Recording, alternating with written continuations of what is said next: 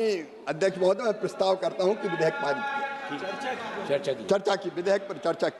श्री जयप्रकाश जी। धन्यवाद जी अध्यक्ष महोदय। वरिष्ठ नेता है, गरिमा के अनुसार बोलना। सर आप रहिए सर, आपका सानिध्य चाहिए। मैं एक ऐसे महत्वपूर्ण योजना बिल थी जो 2005 में सर इस देश में लागू की गई थी और अब विकसित भारत रोजगार एवं आजीविका गारंटी मिशन ग्रामीण 2025 में जिस तरीके से महात्मा गांधी ग्रामीण रोजगार गारंटी अधिनियम का नाम परिवर्तन प्रस्ताव का मैं स्पष्ट सशक्त तथ्यात्मक विरोध दर्ज करने के लिए खड़ा हुआ हूं। अध्यक्ष सभापति महोदय, क्योंकि ये सारा जो बिल है, मंत्री जी कह रहे थे कि मेरी बात को सुन के जाना। मंत्री जी, मैं आपको याद दिलाना चाहता हूं, आपको चेयर सुन रहा है। 2000 जयप्रकाश जी, हम सुन रहे हैं आपको। नहीं, मंत्री जी की बात कही मैंने जी, वो भी अपना, मैं गलत नहीं कहता, थ्रू आपके जाएगी मेरी सारी बात, मान लीजिए बस। तो जब ये बिल महात्मा गांधी ग्रामीण रोजगार गारंटी बिल लोकसभा में आया 2005 में सर, और उसको कांग्रेस पार्टी और उस वक्त की यूपीए की चेयरपर्सन आदरणीय श्रीमती सोनिया गांधी जी ने और भारत के प्रधानमंत्री डॉक्टर मनमोहन सिंह ने, यूपीए के नेताओं ने बड़े फिराक दिली से कहा, जब विपक्ष के लोगों ने कहा कि ये उस पर संसदीय समिति को भेज दिया जाए, तो हमारी पार्टी ने, हमारे नेताओं ने संसदीय समिति को भेजा और सभी दल के नेताओं के विचार विमर्श के बाद, सभी दलों के हाँ भरने के बाद सदन में लाया गया। और जब ये सदन में इस पे चर्चा हो रही थी अध्यक्ष महोदय, मुझे बड़े खेद के साथ कहना पड़ता कि उस वक्त आज के प्रधानमंत्री, उस वक्त के मुख्यमंत्री माननीय नरेंद्र मोदी जी विरोध में बोल रहे थे, सर ये लोग किसान विरोधी है, मजदूर विरोधी हैं, ये कभी गरीब का भला नहीं चाहते सर। तो मैं 2005 में जब यूपीए गवर्नमेंट ने सिलेक्ट कमेटी को भेज दिया, तो जब कल हमारे नेता ये चाह रहे थे कि इसको स्टैंडिंग कमेटी में भेज दिया जाए, तो किस बात का अंदेशा था कि आप इसको भेजते? क्योंकि महात्मा गांधी जी का नाम बदलना देश में सबसे बड़ा अपराध है सर। ये महात्मा जी थे। मैं बहुत देशों में गया हूं सर, जहां जाते हैं महात्मा जी के स्टैचू के ऊपर माला अर्पण करते हैं। दुनिया का जो भी राष्ट्राध्यक्ष है, वो जब हिंदुस्तान में आता है, महात्मा जी की समाधि पे जाता है। ये कांग्रेस पार्टी ने महात्मा गांधी जी के नाम से इसलिए योजना चलाई क्योंकि इससे गरीब को, दलित को, शोषित को, पिछड़े को, बैकवर्ड को गांव में अधिकार देने का इसने फैसला लिया था। तो इसलिए सर 2005 में जब ये लागू क्यों किया गया सर, बहुत सी ऐसी आवाज आई पूरे हिंदुस्तान से, गरीब की आवाज, मजदूर की आवाज, कि देश में एक ऐसा कानून लाया जाए जिसको रोजगार की गारंटी का कानून माना जाए। और मनरेगा से पहले सभापति महोदय, पूरी दुनिया में मंत्री जी मानेंगे कि कानून नहीं था।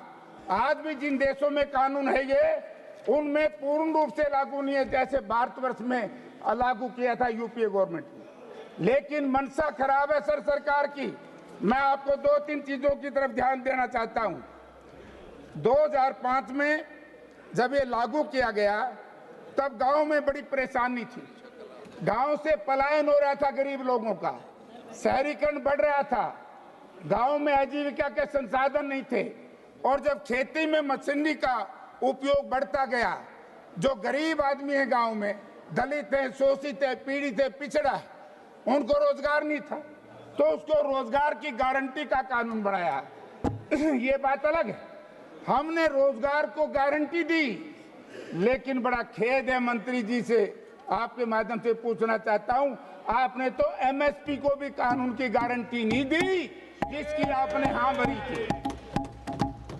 तो इसलिए अध्यक्ष महोदय, इसमें क्या है, आदिवासी महिलाएं, दलित, भूमिहीन मजदूरों को केंद्र में रख करके, और सबसे बड़ा काम सर, सामाजिक समानता को बढ़ावा दे करके ग्रामीण इलाकों में ढांचागत कमजोरियों को दूर करता है, जो ये मनरेगा था। और आज आपने जो लागू किया है, पिछले कुछ सालों से सर, बजट की कमी, भुगतान में देरी, डिजिटल बाध्यताएं तथा जवाबदेही को सिस्टमैटिक तरीके से कमजोर करते हुए आधिकारिक आधारभूत ढांचा धीरे धीरे खोखला हो गया और इस मनरेगा को इतना कमजोर कर दिया। सर, मैं मंत्री जी से यह भी जानना चाहूंगा, हमारे सांसद वरुण मुलाना जी ने प्रश्न रखा था मनरेगा को लेकर के, तो उन्होंने कहा कि हरियाणा में वो मनोहर लाल जी चले गए, 8 लाख मजदूर पंजीकृत हैं सर, केवल 2100, ये मंत्री जी का जवाब है, 2100 लोगों को काम मिला जो मनरेगा थी। 8 लाख में 2100, मेरे हिसाब से 25% लोगों को सर। इससे दुखदायी बात क्या हो सकती है सर? कानून की कमी कोई कसूर नहीं था, इच्छा शक्ति केंद्र सरकार की किसान विरोधी, मजदूर विरोधी, दलित विरोधी, पिछड़े लोगों के विरोध थी, इसलिए लोगों को काम नहीं मिला। फिर जो मनरेगा का कानून, उसमें ये लिखा है अगर 100 दिन का काम ना मिले 15 दिन के अंदर अंदर उसको बेरोजगारी भत्ता देंगे। मैं मंत्री जी से जानना चाहूंगा, सुनो ना, वो आ गया है, जो बेरोजगारी भत्ता जिन 6 लाख लोगों को काम नहीं मिला, हरियाणा सरकार ने, केंद्र सरकार ने उनको बेरोजगारी भत्ता कितना दिया, ये भी आप मंत्री जी बताएं, हम इसको भी आपसे सुनना चाहते हैं। तो सर, धीरे धीरे करके इस मनरेगा को इतना कमजोर कर दी। मंत्री जी भाषण देते हैं, मैं कई बार सुनता हूं, बार बार ये कहते हैं कि हमने ये कर दिया, वो कर दिया। मैं एक ही प्रश्न आपसे पूछना चाहूंगा, जब देश में 2006 में कुल 200 जिलों में था और 2 वर्ष के अंदर अंदर इतनी इच्छा शक्ति थी कांग्रेस पार्टी की, गरीब के प्रति पूरे हिंदुस्तान में लागू किया गया, और जब पूरे हिंदुस्तान में लागू हुआ, माननीय प्रधानमंत्री नरेंद्र मोदी जी ने, जो देश के प्रधानमंत्री हैं सर, आज इस कानून को लेकर के केवल महात्मा गांधी से है तो परेशान नहीं है, या गांधी नाम से परेशान नहीं है, या क्या जाने, वो तो ये बताएंगे। महात्मा गांधी जी का नाम बदलने की आवश्यकता नहीं थी। अगर मंत्री जी 100-125 दिन आपने करने थे तो इसमें भी ला सकते थे, लेकिन मैं मंत्री जी का ध्यान दिलाना चाहता हूं, धारा 5 के तहत रोजगार के दिनों की संख्या में वृद्धि, दिनों की संख्या में वृद्धि, मनरेगा में 100 दिनों के रोजगार को गारंटी को बढ़ाकर 125 दिन का प्रस्ताव है। ठीक है सर। हालांकि अपनी 2024 की रिपोर्ट में स्थायी समिति ने इसे बढ़ाकर 150 दिन करने की सिफारिश की थी। आपने तो अपनी स्टैंडिंग कमेटी की रिपोर्ट को भी स्वीकार नहीं किया। मैं अच्छा मानता अगर आप 150 दिन करते तो, इससे बुरी बात क्या हो सकती है। हालांकि एक्ट के तहत अनुमानित कामों की संख्या बढ़ाकर 266 होने का वाला दिया गया था। ये इंडियन नेशनल कांग्रेस चाहती है कि 266 दिन करते, तब तो नाम बदलने का कोई लाभ था? क्या लाभ? केवल नाम बदलने से काम नहीं चलेगा। धारा 6 के तहत सर, किसान के साथ बड़ा अन्याय है सर। इसमें आप भी किसान है सर, और मंत्री जी भी किसान है। यानी कि धारा 6(2) में कहा गया कि राज्य सरकारों का वित्तीय वर्ष में कुल 60 दिनों की अवधि से पहले नोटिफिकेशन करेगी, जिसमें सर बुआई कटाई की मुख्य कृषि मौसम शामिल होंगे। इस दौरान इस एक्ट के तहत कोई काम नहीं किया जाएगा। जब खेत में काम होगा तो नरेगा के लोगों का लाभ किसान को नहीं मिलेगा। इससे बुरी बात क्या हो सकती है। यानी कि इसमें बदलाव किया जाए, और इसमें जो हमने पहले भी बात उठाई थी कि इस मनरेगा को खेती के साथ जोड़ा जाए, और खेती के साथ जुड़ेगा तो किसान को भी लाभ होगा सर, और मजदूर को भी लाभ होगा। अब धारा 12 वंचित समुदायों को अल्पसंख्यक प्रावधान के सेंट्रल एम्प्लॉयमेंट गारंटी काउंसिल में 1/3 एसटी, अन्य पिछड़ा वर्ग ओबीसी अल्पसंख्यकों के लिए आरक्षित है। यदि इस धारा में 11 में भी स्टेट एम्प्लॉयमेंट गारंटी काउंसिल के लिए आरक्षण अनिवार्य है। हालांकि बीबीजीजीआरएमजी बिल में धारा 13 के तहत स्टेट ग्रामीण रोजगार गारंटी काउंसिल के लिए आरक्षण तो रखा गया, लेकिन धारा 12 के तहत सेंट्रल ग्रामीण रोजगार गारंटी काउंसिल के लिए आरक्षण प्रावधानों का कोई जिक्र नहीं किया गया सर। इससे बुरी बात सर क्या हो सकती है? धारा 22 राज्यों में बढ़ती बोझ, वित्तीय स्थिति का बोझ बढ़ेगा। सर मैं हरियाणा के बारे में आपको कहना चाहता हूँ। हरियाणा प्रदेश में जब कांग्रेस ने सरकार छोड़ी 65,000 करोड़ कर्जा था सर। आज 11 साल में 4 लाख करोड़ रुपए कर्जा हरियाणा के सिर पर। हरियाणा सरकार दिवालिया हो चुकी है और यदि उसके ऊपर 40% बोझ डाल दिया गया तो गरीबों का बहुत बड़ा शोषण होगा। मैं मुख्यमंत्री जी से कहना चाहूंगा आपके माध्यम से कि इसको भी वापस लिया जाए और जो कांग्रेस के टाइम में था राज्यों पर 10% बोझ डाला जाए। मेटेरियल साथ में आ जाएगा। धारा 1 मिनट सर, अभी थोड़ा सा अभी शुरू करे है सर, किसान की बात करता हूं। धारा 20 सोशल ऑडिट समुदाय की निगरानी को कमजोर करना। सर जो धारा इनकी 20 है उसके तहत बिल में कहा गया कि सभी मजदूरों को सोशल ऑडिट ग्राम सभा द्वारा किया जाएगा। हालांकि सोशल ऑडिट करने का तरीका, प्रक्रिया और तौर तरीके बिल में तय नहीं है किए गए सर कि उसका ऑडिट कैसे करना है। इस सारे बिल को एक थोथा रखा गया, एक डरावना रखा गया, एक बहकाया गया। तो इसलिए मैं इस बिल की इसलिए निंदा करता हूं क्योंकि आज हालत क्या है सर देश की।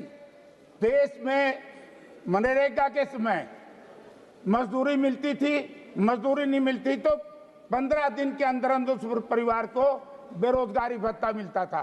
मंत्री जी ये भी बताएं कि जिन परिवारों को वो नहीं मिला तो भत्ता कितना मिला। हमारे जो वेट है सर, 1 मिनट सर, 18 स्पीकर हैं आपके। 1 मिनट सर, मैं तो रात के 2 बजे सर मनरेगा वेटों की आज तक